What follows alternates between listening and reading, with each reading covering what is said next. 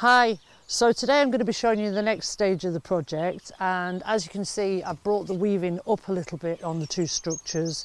I just continued weaving as we were doing before, and on this one I've put some wire here because you can't always turn at the doorway, so if you put in the piece of wire that helps hold the door in place, and I'm going to show you that again on this structure just to revise that.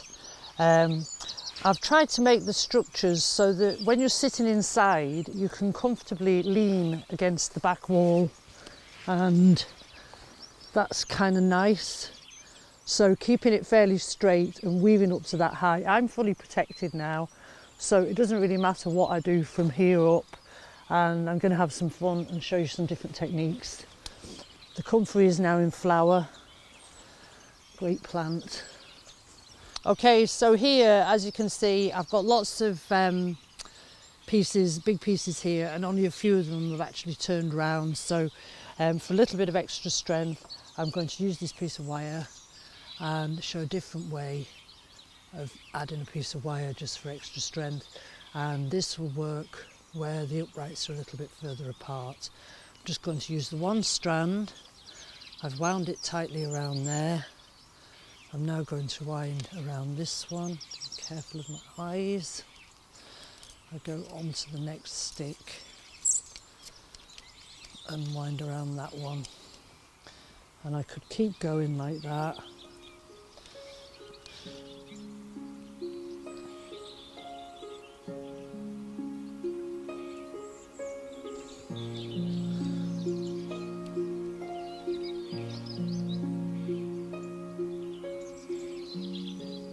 Okay, so I've done the weaving up to this height, as I say, and it's never good to finish your weave with just the in and out weave like this, where the stick is just going in and out on its own.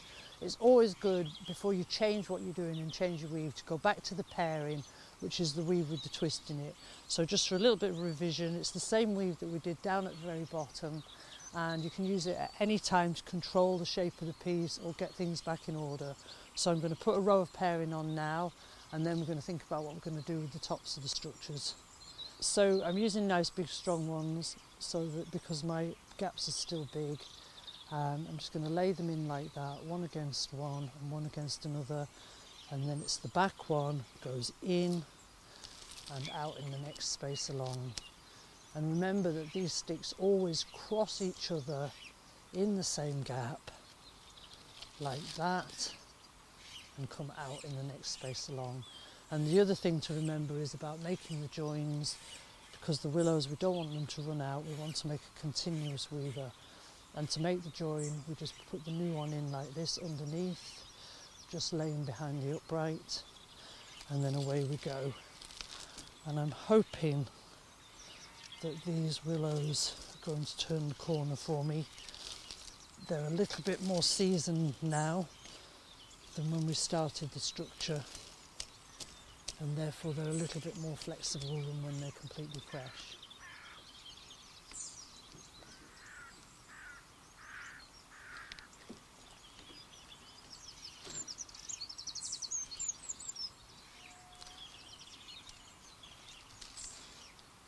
And that's lovely. And away you go, back the other way.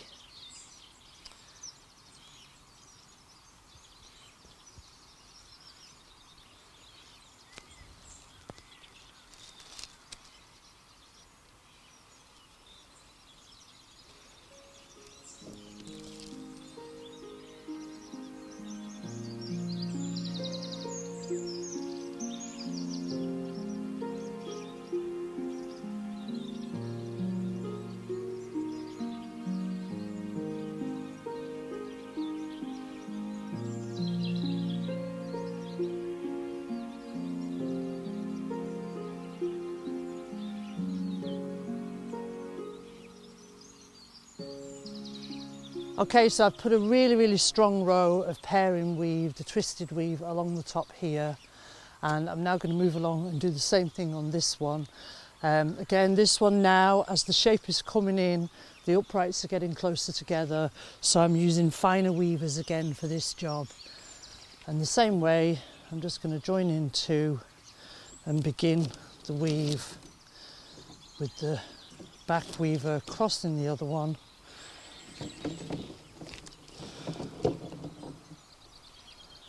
And we'll make a join. And always remembering to join into both sets of weavers.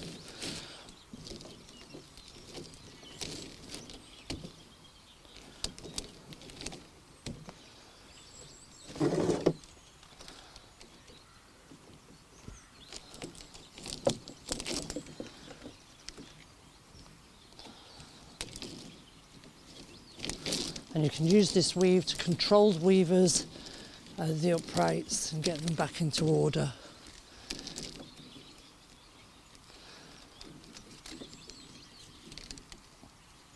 And turn around and go back the other way.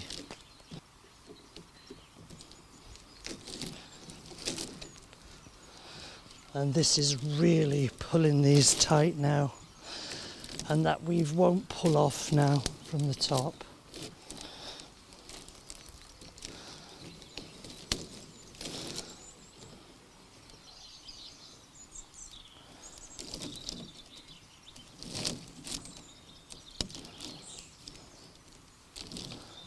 So to finish, if you can, just thread these underneath and into the row below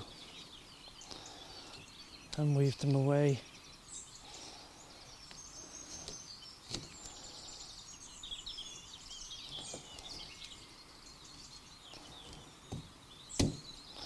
So at that point it's a good idea to use your beating tool or your piece of wood and just go around and give the whole thing a little knock, tighten everything up. And I'll do that on both of these, a bit harder on this one.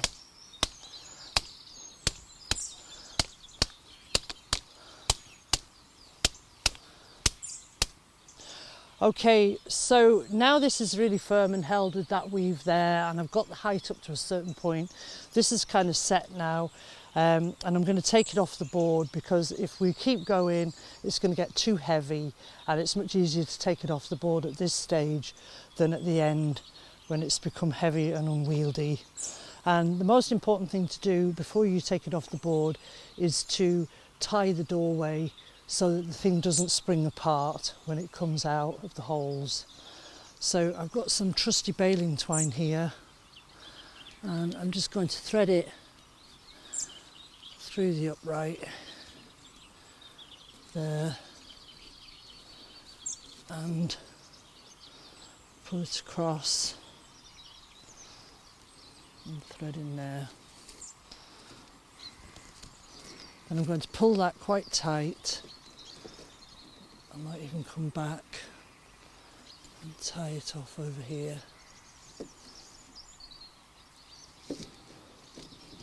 We don't want that to slip and undo until the structure's in place, finally.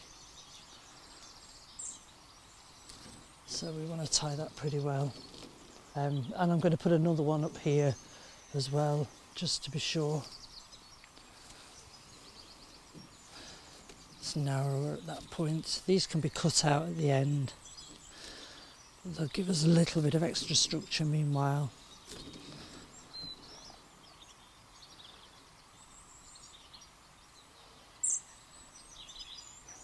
So the next thing I'm going to try and do is get this off its base, and I think I'm just going to tip it, lean it backwards to do that. Hopefully not landing on any of my plants. Laying it down on the ground like that. And you can see those sticks have come a long way through that board, so it's going to be quite hard work to get this off now. And I use my trusty beater for this job. This board's quite thin, so it's quite flexible, So just hitting it gently so I don't smash the board, and hopefully I can use it again. I'm working my way around.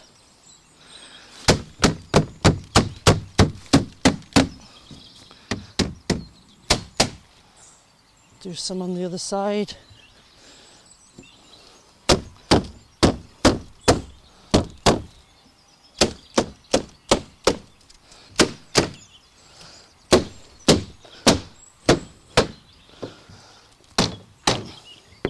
It can be quite hard to get off because the sticks have splayed as we were working.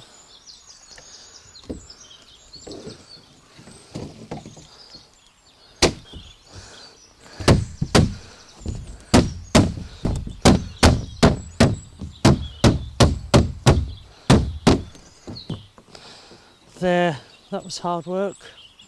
Okay, so while this piece is down on its back like this, it's a good opportunity to do a little bit of trimming, particularly around the bottom there, which is hard to get to when it's standing up. And really, I'm just going to take off anything that's sticking out. We don't want pointy ends on the inside. And again, just trying to make sure that they lay against an upright roughly or against another weaver before you cut them. And if you cut a nice slope like that on them, they sort of pop back in and they won't be sticking out and poking into you as you're going in and out of the structure.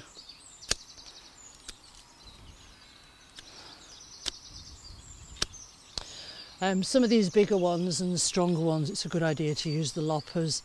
And again, if you can get the loppers in there and lay them kind of flat, you can pull the stick back and make a nice cut like that. I'll do a few of these others. Saves your wrist a little bit if you use the loppers, but they do need to be good and sharp. Same on the doorway.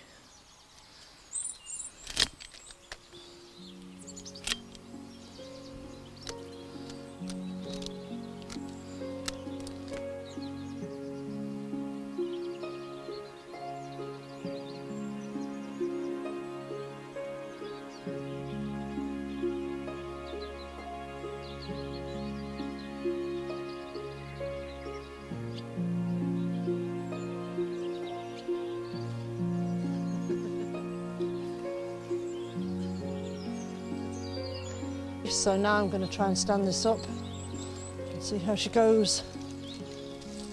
There.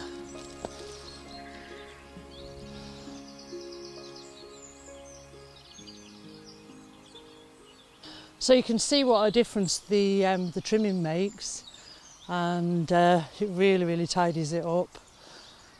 So the next thing I'm going to show you on these structures is two different ways that you can actually make the doorway. And using these sticks here, these stronger ones that we put at the front, and what we need for the first one is some really good weaving material. So there's a few nice thin willows here, and hopefully these are flexible enough to do the weaving with. So I'm going to have these ready, and if you just pop them in there like that, the thing holds them for you and gives you your two hands free.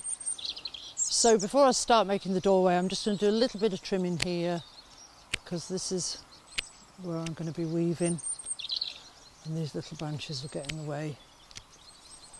So just clean those up a little bit. And so this structure here is going to be like a teepee structure, just a cone. And the first thing I'm going to do is just pull these two across, and I could make the doorway any height I want, like this. I can bring it really low and have it crawl inside, or bring it up a little bit. I'm going to have mine about, bear in mind these could be cut or stuck into the ground at the bottom, so this structure could be sitting a bit lower again than what it is now. So I'm going to make my cross at about this height. I don't want to make these structures too tall, because we want to be able to work on them without ladders and all of those things, because working on your own you need to keep safe. So I'm going to hold these sticks in a cross like this, and I'm going to join my weaving stick in, leaving a little bit of the thin end just to weave round and through, around and through, and that'll hold that in place while I start weaving with the thicker end. So it's round one side, through the middle, round the other side, and through the middle, around and through, and around and through. These are nice flexible weaving sticks, and don't worry, I'll be showing you some other materials that you could do this with if you don't have a weaving stick. String is good too.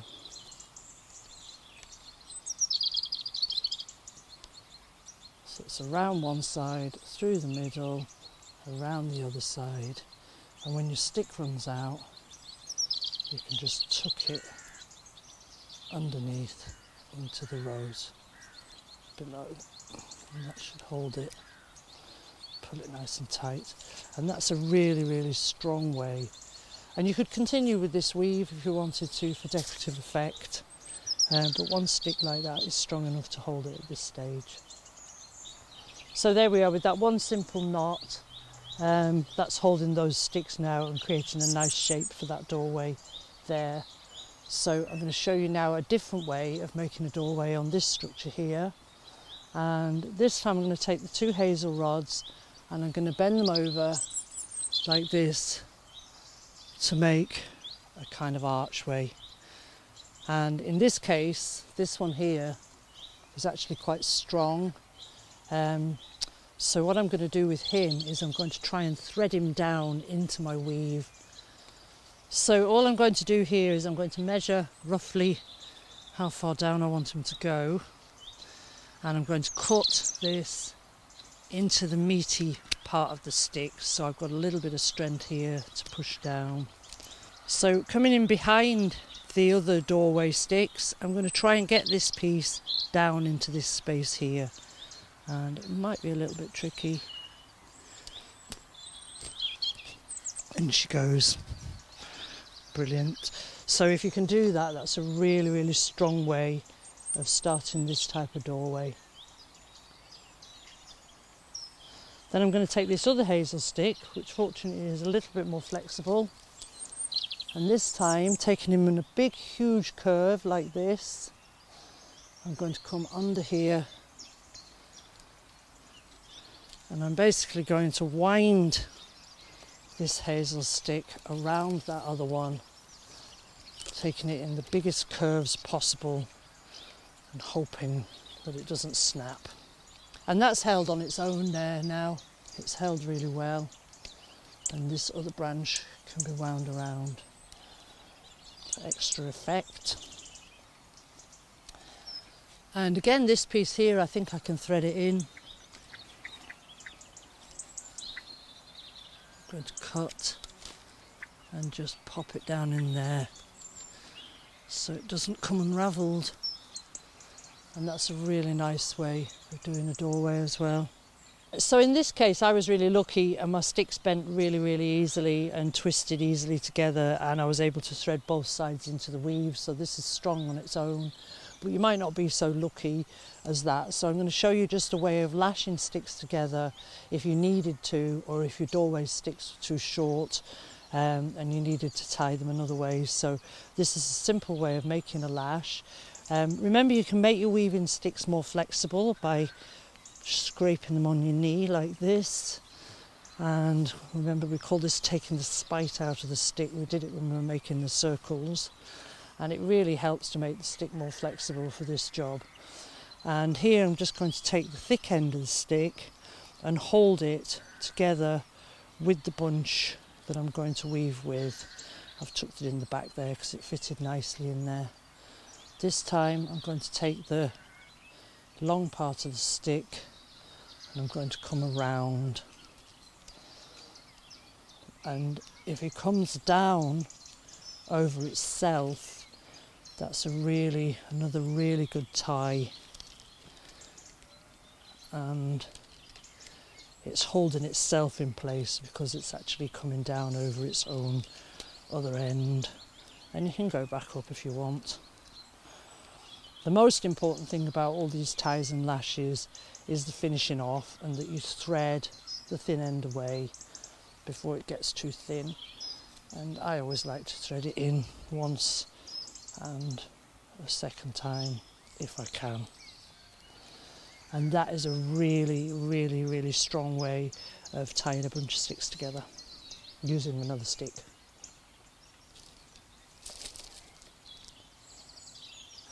Okay, so I showed you how to make the basic circles, and meanwhile I went and made a few different ones of different sizes, and really it's just that they're strong enough and that they've got enough sticks woven into them that they're actually quite firm in their own right.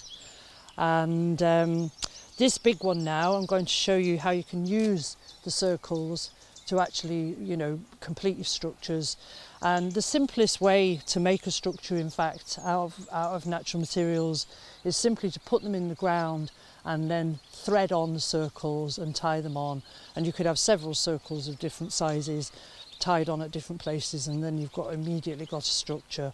The other way is to do the pairing weave at the bottom and then put your circles on. So it's the simplest way to make a structure is using the circles. And I'm going to use that on this one here.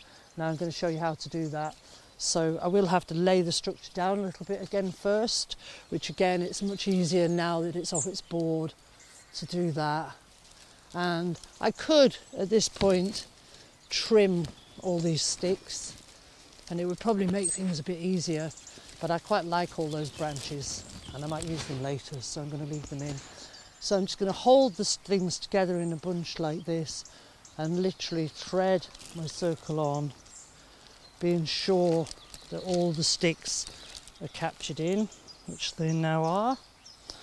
Then I can stand it back up and pull it down into place.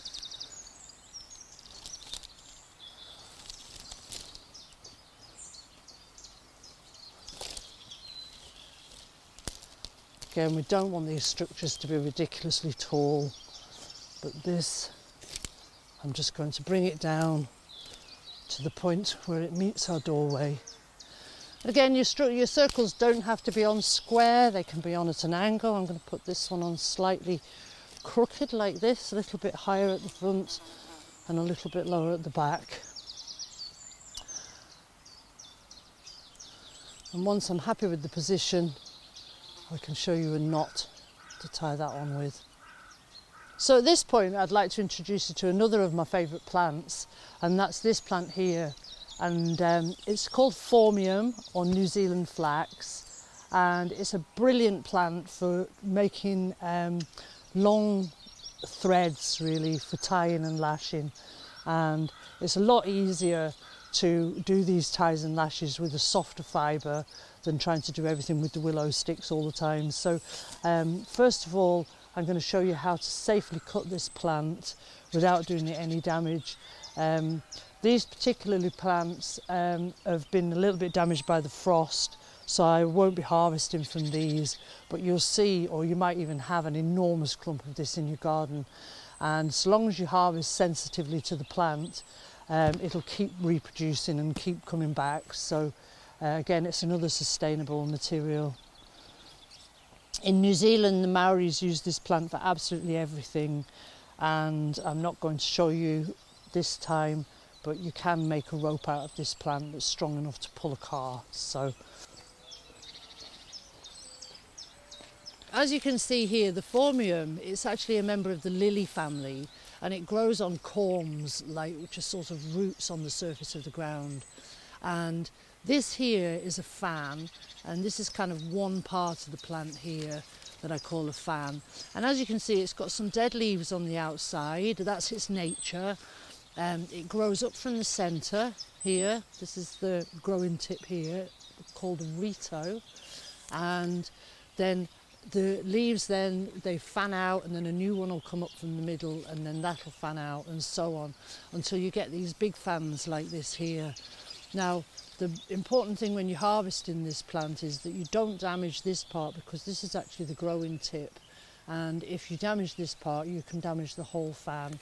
So what we always like to say when we're harvesting is that we leave the baby in the middle, we leave his two parents, and we leave his grandparents. So there's always at least 5 leaves in every fan, and any leaves outside that, like these ones, can be cut safely, and he's still going to be strong and supported by his family. So all I'm going to do here is I use a sharp knife to cut these, pull it down away from the fan and cut like that, nice and neatly in as close as you can get. So to prepare the New Zealand flax into workable material, first of all I'm just going to split the leaf along its length. A good thumbnail can be useful for this. And I'll make these not too big, but I want to get a few strips out of my leaf so I can use them for tying on the structure. And you can split those out just like that. And then pull them off. The bottom part of the stem is quite firm and strong, so we want to pull these off and hoping to make these lovely long ribbons.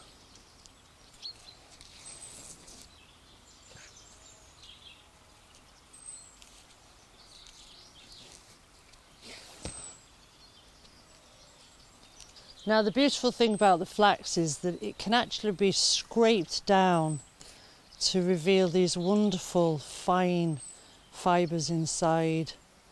And as I say, the Maoris used to make everything out of this plant, from their finest clothing, ceremonial wear, every kind of practical equipment that you can think of was woven from this wonderful plant. And it's incredibly strong, as I say. And these strips then can be woven together like this using this plaiting technique, and the handle is made from the fibre, plaited again. So incredibly strong and hard wearing bags and baskets can be made from this leaf. To just soften this a little bit more, to use it for tying or even for weaving or whatever, if you take a butter knife, this is a knife that's not sharp, and I've even put tape on it to make it even less sharp, and you can scrape the flax like this and it takes out the moisture, and it's a little bit like doing the willow on the knee. It also takes the spite out of it and turns it into a wonderful soft tying material. So I'm going to go and use this now to go and tie that circle onto the structure. Okay, so I'm going to use the lovely piece of flax now to tie my circle to my uprights of this structure, and just take away a few of these side branches so I don't be getting caught.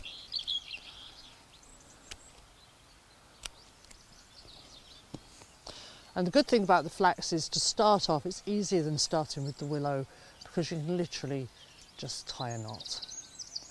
And you could go around, you could just tie knots all the way, but I really want to show you a special weave called a God's Eye, which is one of the best ties that there is when you've got a cross of elements, one going at right angles to another. So I'm going to take this long piece now, it's tied firmly here, and the first thing I'm going to do is go around this upright like that.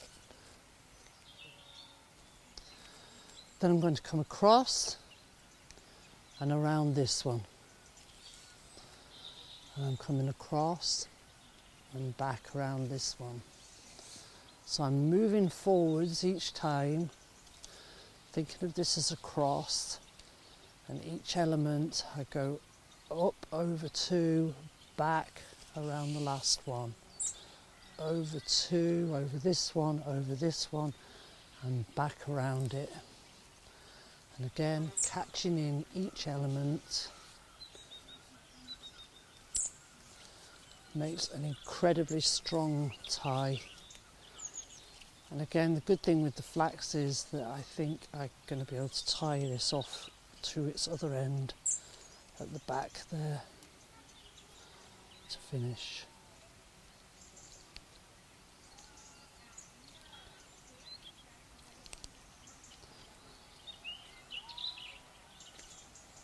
And that is a really, really firm and strong way to to attach two elements together.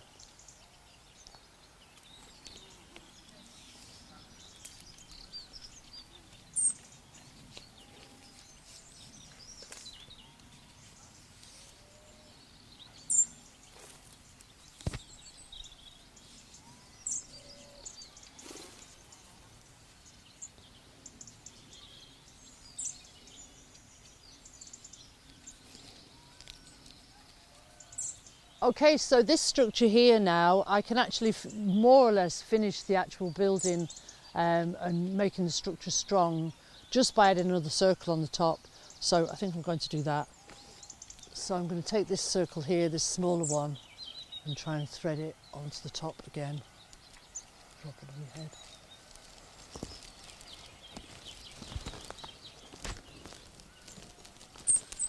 Pulling them together, it's going to be a bit harder to get this one on.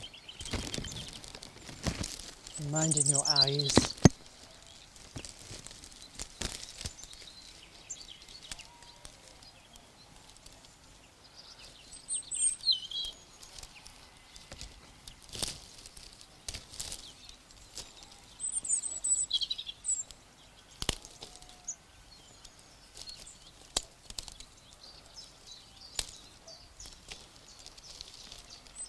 And I'm just trying to keep the sticks in some sort of order in there.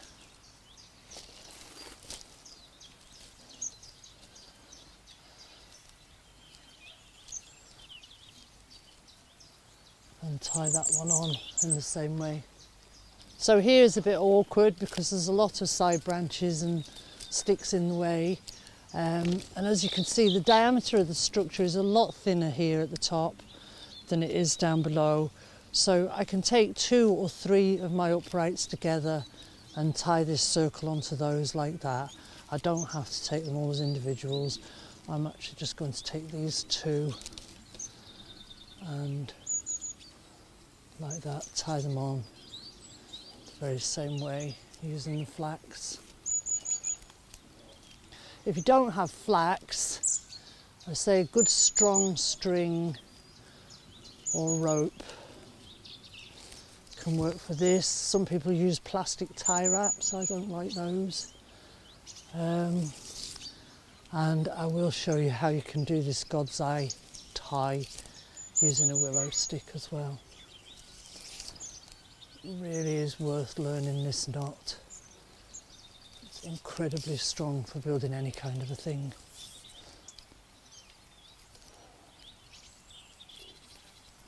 Okay, so when you've tied on your circles, you've got your basic shape, and this is now a strong and firm structure. So really the weaving or whatever you use to fill this gap, if you want to fill this gap, you could weave with anything into here now, and I'll be showing you other ways of finishing it at the end. But just to say that you can do this, you could keep weaving all the way to the top if you had enough material, but I'm trying to show you ways of doing it that save a little bit of work and save a little bit of material as well, because it is hard to get enough to build a solidly woven structure. So I'm going to leave this one now, and I'm going to show you another way of bringing in the top on this structure here. And this is a little bit different. We're going to turn this one into more of a dome-like structure, and in order to do that we need to bend over these top pieces in pairs, and it might be easier if I do that from the inside.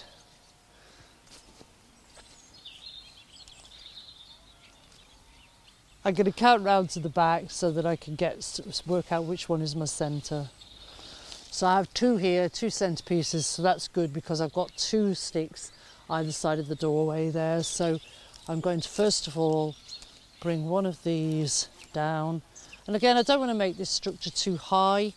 I want to be able to sit inside it, and I don't want to have to work off a ladder to finish the top. So bringing this down, and again we can wind these around each other the same as I did for the door. This is really just the same as doing the door.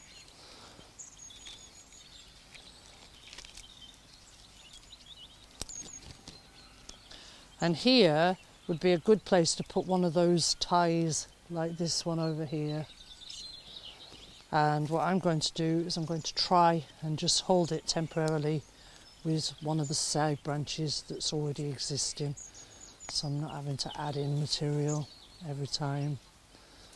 It's just one of those little lashes using a side branch, and I'm going to do the same here using this nice side branch.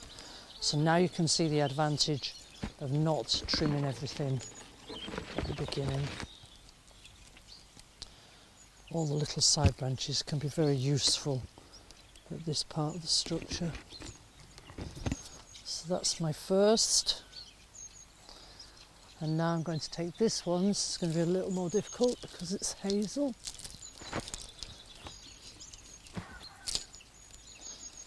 I'm going to bring him down roughly to the same level.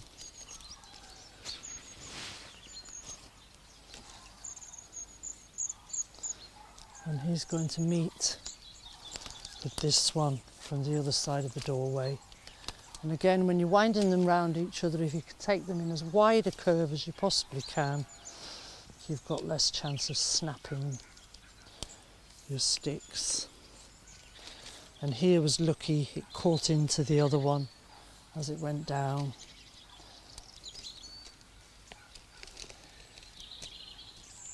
So that's kind of held on its own, doesn't really need any more tying in at this stage. There's a side branch there. I'll just tuck in that top. So I'm now going to continue round. I'm going to take one from this side. Where some of these uprights have been paired up, at this stage I'm just going to bend in one of them. And you can at this stage even start to try and weave into what's already there. So that'll help to hold that in place. While I bring in his respective partner from the other side.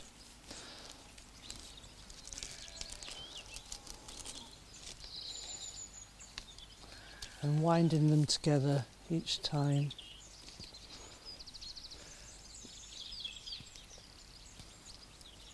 There's always an element of making it up, seeing what works, seeing what happens with the sticks that you've got at the time.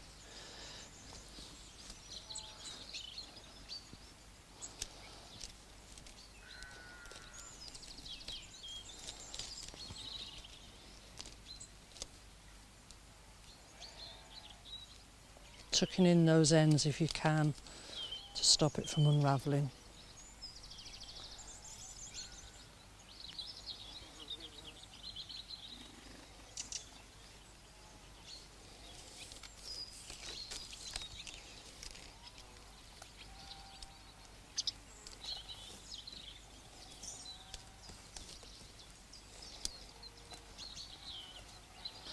So as you can see, a lot of it is really just making it up and seeing where feels good to bend the sticks, as well as what they will actually do physically in terms of flexibility.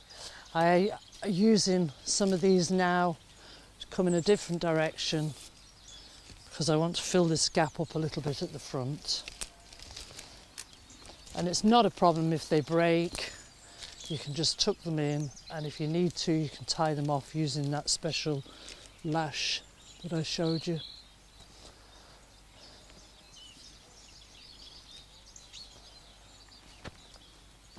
Okay, so I've kind of bent them all in, and some of them snap, but it's not a problem. This is plenty strong now. There's enough woven in and twisted around each other to give a good strength of a structure. And I just wanted to show how you can use some of your circles to make some little windows in your structure if you want. And again, circles are fantastic. You can really use these as creatively as you wish. You can make a whole load of them and fasten them onto the outside and make beautiful patterns and all. I'm going to use this gap here where it's a little bit wider. And I'm going to squash my circle in there. And I'm not going to weave where this circle is then, so that this is like a little window at the back of the piece. And all I'm going to do to make this, put this in place, is use that tie. I'm going to stick my willow stick into there first of all, and just come around, literally tying my hoop to that upright there.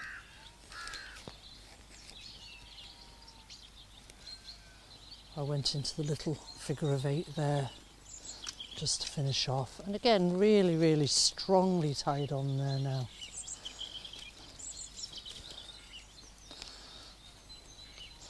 You could also use a flax to tie these in place.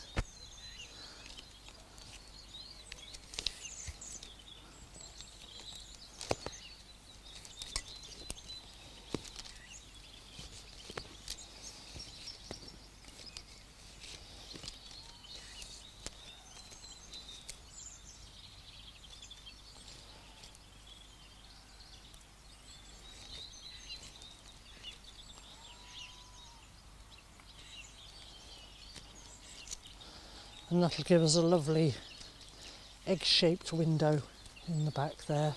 So like that, you can squash your circles into whatever shape you want really. I just wasn't quite wide enough there for it to fit, so I just squashed it into a nice oval instead.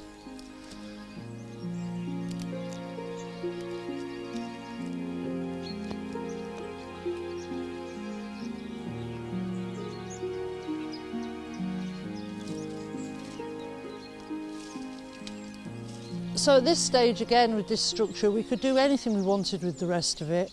But I'm just going to show you a little thing called random weave. And random weave can be really handy, again, when you've got short materials or materials that isn't the best. And again, the structure's strong now, so everything we do is just filling in and just decorative. So if we can take willows, and in this case I might use 2 or 3 small ones at a time. And I'm just going to weave these in and out at a diagonal, putting them wherever I feel is good. And they're sitting firmly behind that upright there. Could have tucked them down into the weave. And wind away the end, whatever way works good. Sometimes bringing it back on itself can be a good way to finish. So you could put willow in all over like that. You can also use for this some of the hazel sticks that we had that were not so good for the uprights, some of the smaller stuff. And you can poke them in and just weave them any old how, wherever they'll go and wherever feels good. And all of this adds strength and pattern and texture to your structure. I don't mind these being hairy. I really like the bird's nest feel, and it can be very nice to be inside a structure like this. So I'm going to carry on now and fill in as much of this as my materials will allow. And it's quite hard work.